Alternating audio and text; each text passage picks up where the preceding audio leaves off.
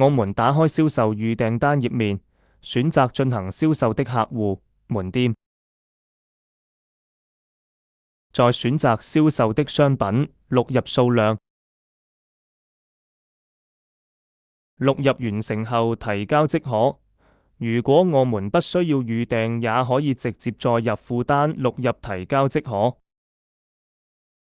銷售預訂單查詢頁面可以查看歷史單據，點擊轉出庫可以進行出庫操作，選擇出貨的倉庫。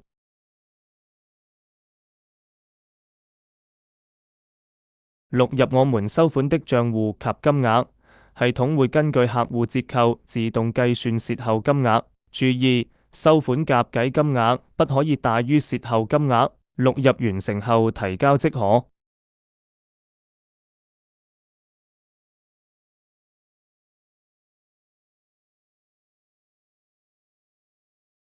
下面我們打開庫存報表，點擊剛剛銷售商品的庫存流水按鈕，可以查看到商品出庫情況。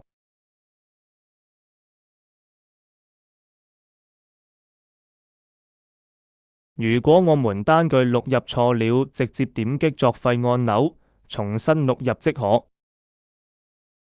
如果我們客戶存在退貨的情況，可以直接點擊轉退貨按鈕進行退貨操作。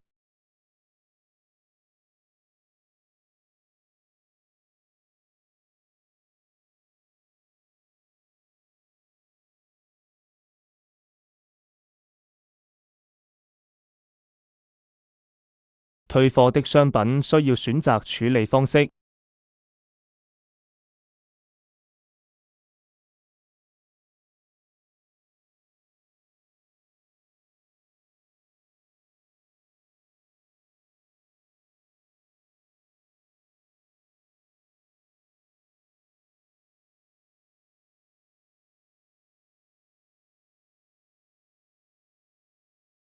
我們打開庫存報表，可以看到此退貨的商品庫存，選擇入庫的庫存會相應返還。